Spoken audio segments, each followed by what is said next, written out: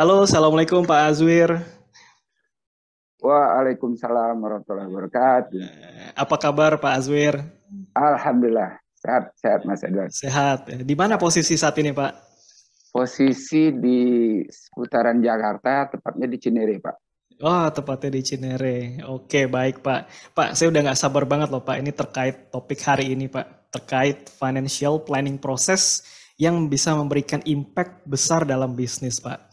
Kepada Pak Azwir Torik Syam, waktu dan tempat saya persilahkan Pak. Baik, terima kasih Pak Mas Edwan. Assalamualaikum warahmatullahi wabarakatuh. Salam sejahtera buat kita semua. Semoga kita semua dalam keadaan sehat walafiat di pagi hari ini. Semangat pagi! Pertama-tama saya ucapkan terima kasih kepada Bapak Rohman Alamsah sebagai Direktur Perta Abi, kemudian Pak Sahreza sebagai Presiden Direktur ExxonMobil Lubricant Indonesia, kemudian Bapak Tommy Nugrahanto sebagai Sekjen Perta Abi, kemudian Bapak Freddy Tamara sebagai General Manager PT Techonomics Indonesia. Atas kesempatan yang diberikan kepada saya untuk sharing pengetahuan mengenai accounting dan finance, pentingnya dalam menunjang bisnis. Pada Perta Abi ExxonMobil Talk Series hari ini, tanggal 11 Oktober 2022, dan berikutnya,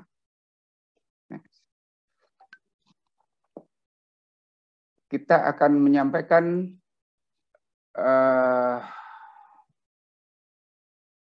Perta Abi Talk Series pada hari ini mengenai sustainability management, dan khususnya di sini saya akan membahas dari sisi manajemen dan financial awareness bagi seluruh mining stakeholder, bahkan dalam hal ini mungkin lebih general kepada semua perusahaan guna menghasilkan comprehensive impact yang bagus dalam bisnis. Sehingga kalau kita pengelolaan finance-nya memadai, kemudian akurat, accountability, dan lain sebagainya, akan menunjang tentunya kemajuan daripada perusahaan. Next. Saya memperkenalkan diri sebelumnya. Nama saya Azwir Torik Syam, kelahiran Batu Raja tahun 1964, sebagai member Perta Abi juga. Dan sekarang saya aktif bekerja sebagai Chief Financial Officer dan Business Development di PT Techonomics Indonesia. PT Techonomics Indonesia adalah salah satu perusahaan dari Techonomics International yang berada di Australia. Perusahaan kami berada di office dan laboratorinya berada di Jakarta, Serpong, Balikpapan, Sangatta, dan Batam, serta beberapa pick-up point antara lain di Brau, Banjarmasin, Muara Enim, kemudian di Melak. Kemudian sebagai berikutnya, sebagai yang saya sampaikan, pengalaman pekerjaan di coal mining itu pernah bekerja di PT TIS Contractor Indonesia selama sekitar hampir 10 tahun, kemudian di Petrosi selama hampir 3 tahun. Pada saat di TIS Contractor Indonesia, saya pernah di Project Kaltim Primakul selama 2 tahun, jadi di sana melihat alat-alat beratnya langsung, kemudian tambang, proses penambangan dan lain sebagainya. Dan yang lainnya di perusahaan nikel juga pernah, kemudian di construction juga pernah, di trading, bearing juga pernah, di manufacture juga pernah. Nah, nanti ini sangat berkaitan mungkin secara komprehensif bahwa tata cara pelaporan financial itu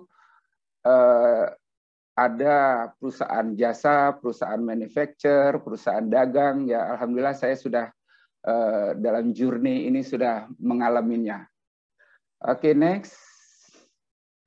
Ya, dalam topik hari ini saya akan menyampaikan ada 8 topik. Mudah-mudahan nanti diberikan 30 menit akan selesai. Yang pertama itu proses perencanaan keuangan sebagai bagian dari aspek kritis daripada rencana bisnis. Kemudian apa itu rencana keuangan dalam bisnis? Kemudian kita akan melihat apa sih perbedaan antara accounting dan finance. Ini kadang-kadang ada dalam perusahaan ada pertimbangan apakah digabung atau dipisah. Nanti akan dijelaskan lebih detail. Kemudian sebagai manajer atau director atau pengelola perusahaan, tentunya kita perlu audit financial statement. Sehingga bagi pemangku kebijakan, dengan adanya audit, maka bagi rekan-rekan di finance accounting itu agak lega, Pak. Paling tidak sudah dibantu oleh kantor akuntan publik. Kemudian berikutnya akan lebih detail lagi. Saya akan masuk sebagai pengetahuan bagaimana adanya chart of account atau bagan daripada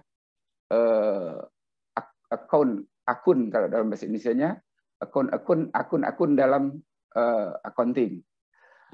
Kemudian berikutnya apa itu financial modeling. Nah, financial modeling ini akan banyak, nanti akan saya sampaikan salah satunya.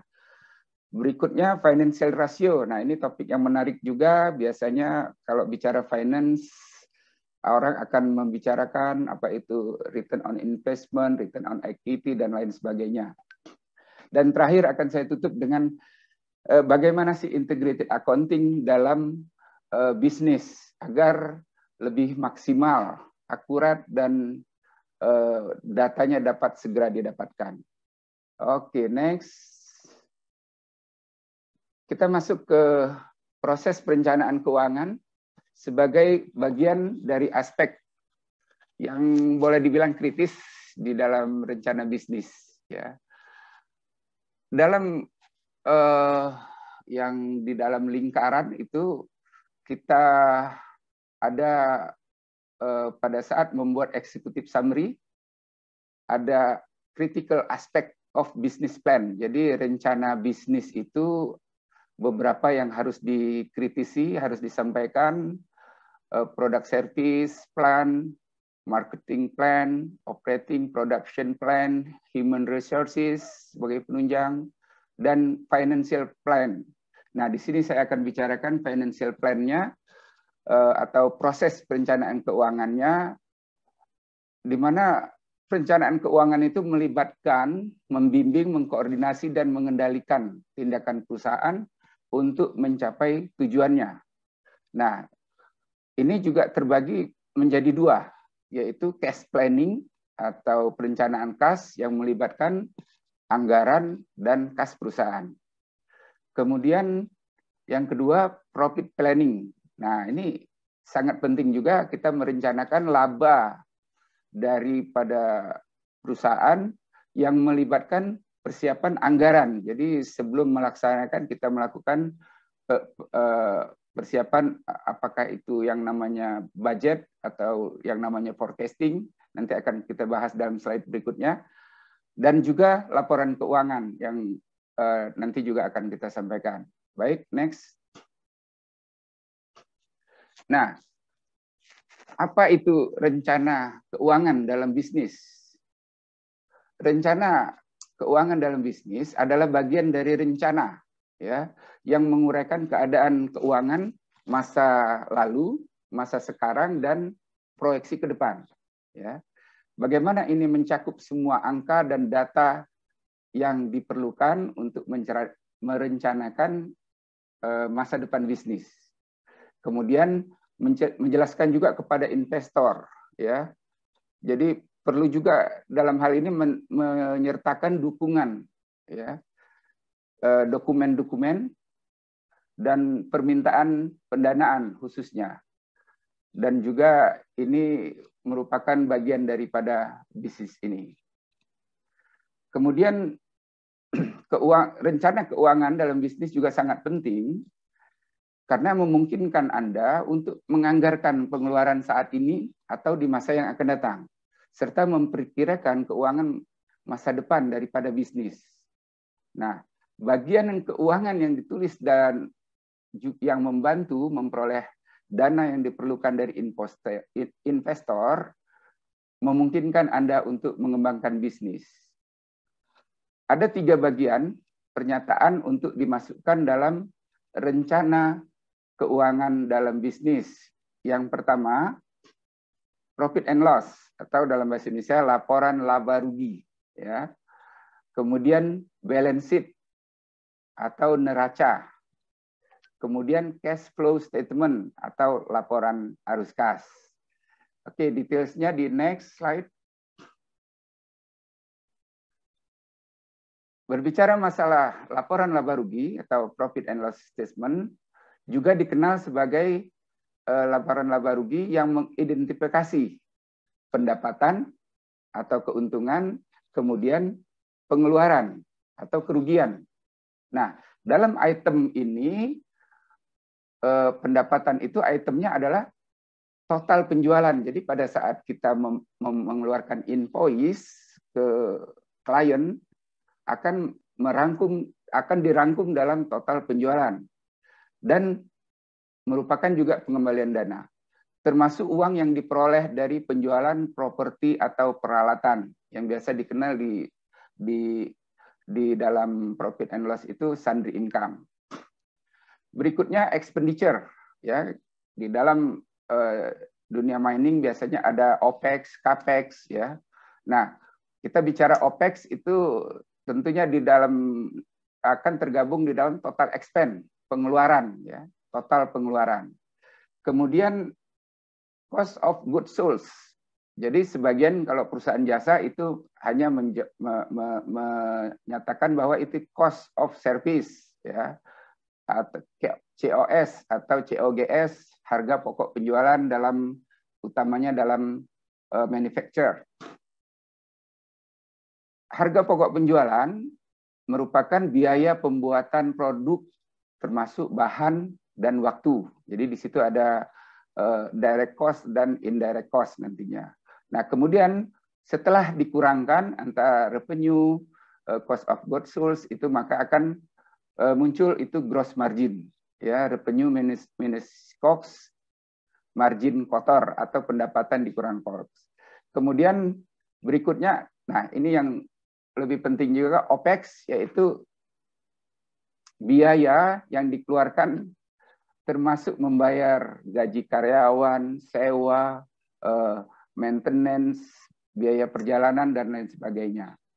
Berikutnya depreciation. Nah, ini depreciation ini penyusutan atau kehilangan nilai dari waktu ke waktu. Seperti pada peralatan, misalnya disusutkan, kalau dalam peraturan perpajakan itu ada kelompok 1 4 tahun, kelompok 2 8 tahun, 16 tahun, dan berikutnya. Tetapi di dalam depreciation, penentuan depreciation secara komersial itu ditentukan oleh manajemen. Jadi bisa berbeda, misalkan untuk alat berat itu 40.000 jam, ya, atau yang saya ingat tuh kalau ekskavator yang besar itu 40.000 jam berarti akan disusutkan sekitar 8 tahun, ya, atau bisa juga menjadi 10 tahun. Tidak apa-apa karena secara komersial nanti pada saat pelaporan pajak dia akan ada yang namanya koreksi fiskal di akhir tahun. Nah, setelah dikurangkan dengan depreciation maka akan muncul earning before tax atau laba sebelum pajak. Pendapatan dikurangin dengan COGS, dikurangin OPEX, bunga dan pembayaran pinjaman, depresiasi. Dan terakhir setelah dikurangin pajak, maka akan mendapatkan net profit yang setelah dikeluarkan pengeluaran. Nah, ini net profit ini akan nanti akan masuk ke dalam neraca sebagai profit pada tahun ini. Nanti di slide berikutnya akan kita jelaskan. Jadi dari bagian yang ditulis ini juga membantu memperoleh dana yang diperlukan dari investor, memungkinkan Anda untuk mengembangkan bisnis. Next. Berikutnya balance sheet atau neraca. Ya, neraca ini dalam bahasa Indonesianya, tapi jangan dibaca neraka ya. Bagi teman-teman teknis biasanya dibaca, wah ini apa ini neraca? Memberikan gambaran ya keuangan perusahaan dan memungkinkan Anda untuk melacak pendapat dan pengeluaran yang melingkupi bisnis atau aset dengan apa yang menjadi hutangnya. Jadi perbandingan antara aset dan hutang serta beberapa nilai bisnis saat ekuitas. Ya, nanti di slide berikutnya akan lebih detail saya jelaskan. Kemudian di sisi neraca, di sisi aset neraca ada 3 subbagian, yaitu aset lancar, aset tetap, dan aset lainnya. Aset lancar itu termasuk uang tunai, nilai yang setara, atau pada bank, atau investasi jangka panjang, atau peralatan, bangunan, aset apapun yang tidak termasuk dalam kategori ini, seperti paten dan hak cipta dapat diklasifikasikan sebagai other asset atau aset lain. Kemudian pada liabilities, di sisi kewajiban neraca, di sisi kewajiban neraca ada total hutang bisnis. Ya, ini dipecah menjadi 2 bagian, yaitu kewajiban lancar, jumlah yang dibayar dalam 1 tahun biasanya, dan jangka panjang biasanya lebih dari 1 tahun. Termasuk misalnya hipotek, tunjangan karyawan. Nah, tunjangan karyawan ini dalam neraca juga ada perhitungan tersendiri, biasanya melibatkan jasa daripada kantor akuntan aktuaria.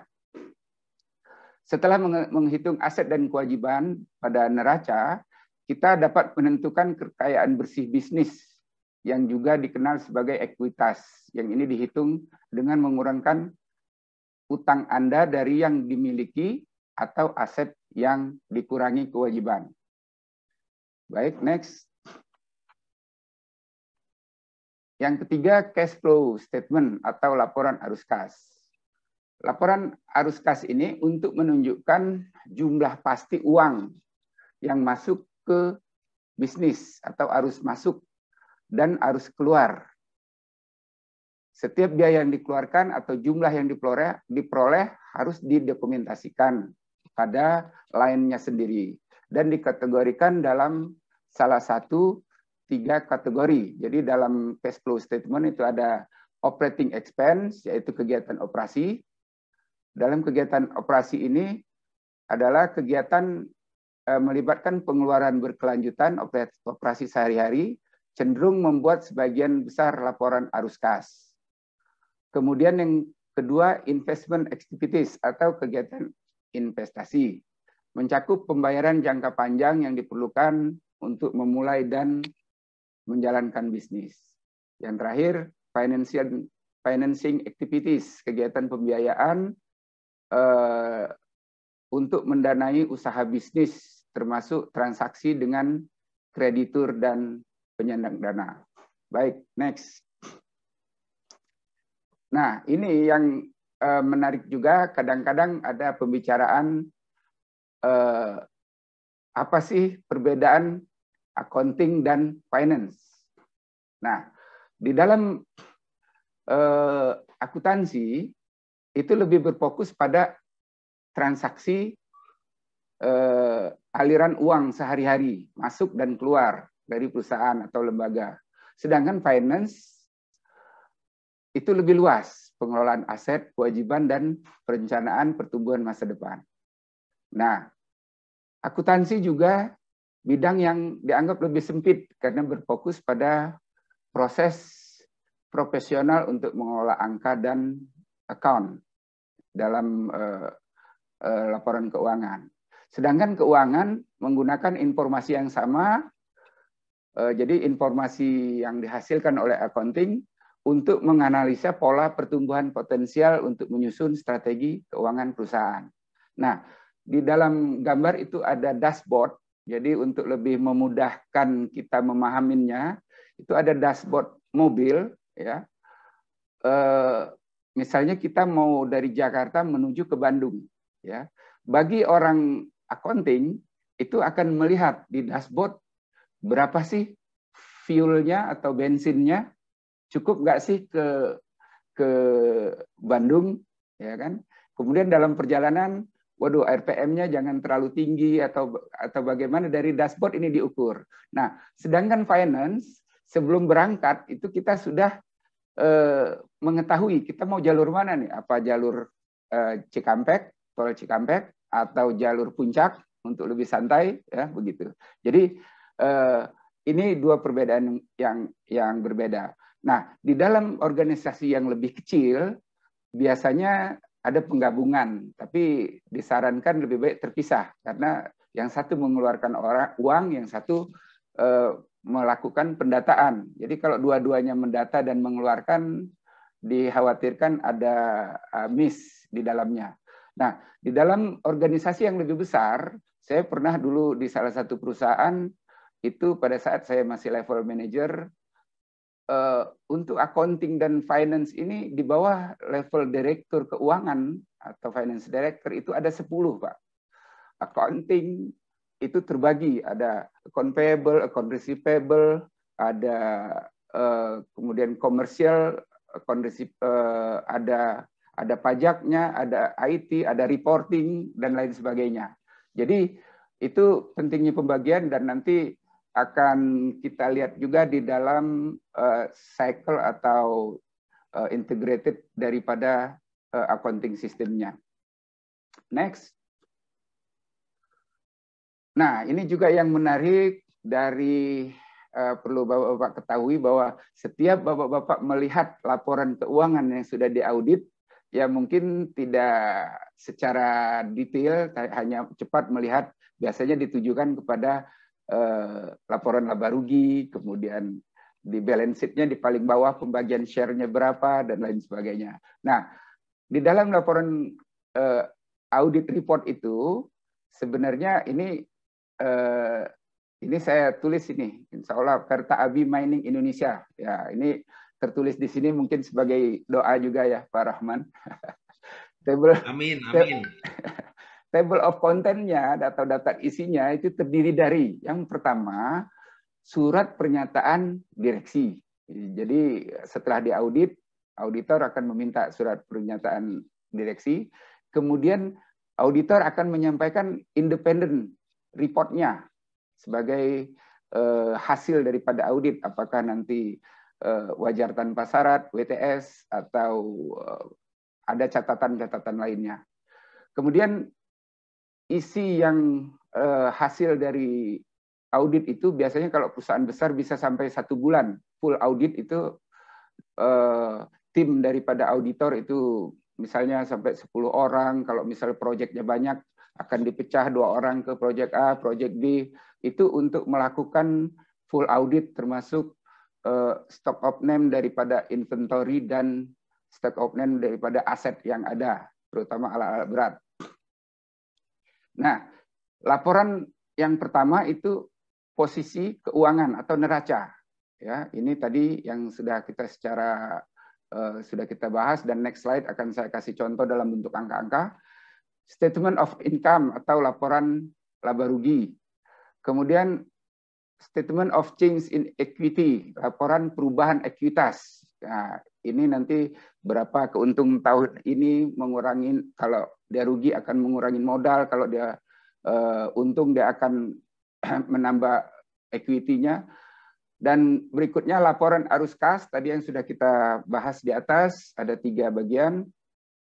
Dan yang paling penting juga, notes to financial statement, yaitu catatan atas laporan keuangan. Nah, catatan atas laporan keuangan ini terdiri dari beberapa bagian. Yang pertama biasanya menggambarkan sesuai dengan akte perusahaan, siapa presiden direkturnya, siapa direkturnya, siapa komisaris, berapa jumlah saham dari masing-masing owner, ini dijelaskan. Kemudian catatan berikutnya details daripada balance sheet atau laporan keuangan. Jadi contohnya kalau untuk aset itu nanti bisa berlembar-lembar, Pak. Kalau banyak dari pada asetnya itu akan dilampirkan, ya, lampiran aset. Misalnya ada 1000 aset, ya berapa lembar lah kita bisa membayangkan. Kemudian untuk laporan penghasilan atau laporan laba rugi juga begitu, details. Dari mana dia dapatkan di laporan, misalnya laporan penghasilan atau revenue, itu dari project A, project B, kemudian disajikan juga di dalam COGS-nya, itu details juga, sehingga pada saat membaca laporan keuangan itu komplit ada di catatan atas laporan keuangan. Mungkin nanti kalau bagi bapak-bapak yang paling mudah itu mendownload laporan keuangan untuk perusahaan yang sudah go public atau TBK. Oke, next. Chart of account. Nah, ini atau bagian account ini yang sangat menarik juga bagi ini kita di financial, terutama non-finance, ini sebenarnya menghafalnya mudah. Ini kalau kita di akuntansi itu semester pertama ini bagannya itu cuma 3, Pak. Aset sama dengan liabilities tambah equity, atau aset sama dengan hutang atau tambah modal, ya. Jadi kalau kita banyak kredit mobil, kredit rumah, ya itu jadi sama dengannya aset, ya kan. Cuman jangan juga terlalu banyak kan. Nanti kita masuk ke rasio-rasio nanti akan berbahaya juga, ya. Nah, dalam chart of account ini tetap dia terbagi 5, yaitu aset, liability, equity, revenue, dan expenses, ya. Nah, dalam aset ini bicara saldo normal pada saat kita terjadi penjurnalan ini, Pak. Bagi teman-teman yang accounting mungkin sudah tidak asing.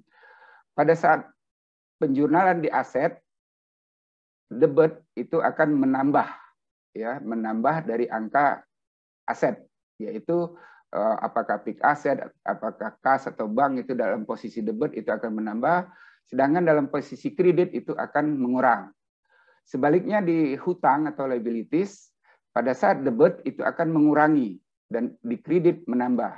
Makanya dia ada ini namanya T account T, ya, sebelah kiri itu aset, sebelah kanan liabilities, begitu juga equity, sebelah kanan juga saldo normalnya dia kredit, ya.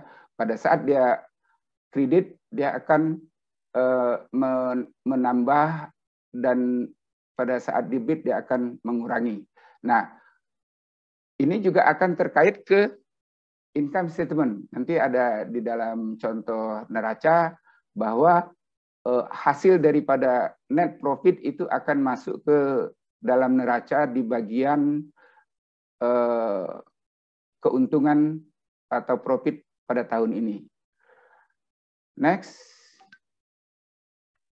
Nah, ini contoh yang ini mudah-mudahan ini tadi sekali lagi jadi kenyataan. Jadi kalau orang accounting itu membuat nama PT itu suka-suka, Pak Rahman. Perta Abi Mining Indonesia ini misalnya kan. Nah, di sini kita buat biasanya balance sheet itu langsung per 31 Desember. Nah, ini dalam apa? Misalnya jutaan US dollar. Jutaan US dollar. Nah, kemudian ya dalam revenue itu ada angka terakhir 368. Nah, kaitannya dengan bisnis, dengan neraca itu akan masuk di profit and loss for the period. Oke, next. Nah, ini yang lebih penting juga biasanya untuk modeling finance itu bermacam-macam, tapi di sini saya memberikan contoh untuk pembuatan budgeting dan forecasting, ya. Nah, di tabel yang di bawah itu ada pembuatan actual, itu adalah data dari sistem. Kemudian budget itu biasa dibuat 3 bulan minimal ya, bisa jadi 6 bulan sebelum daripada tahun yang bersangkutan. Nah, ini saya contohkan tahun 2022 kuartal 3. Budget itu dibuat awal tahun, kemudian untuk forecasting kemungkinan dalam proyek itu ada perubahan setiap kuarternya. Biasanya kita membuat di kuarter 2 karena kuarter 1 itu sudah ada, angka kuarter 1 kita buat di kuarter 2 dan biasanya akan berbeda dengan angka daripada budget.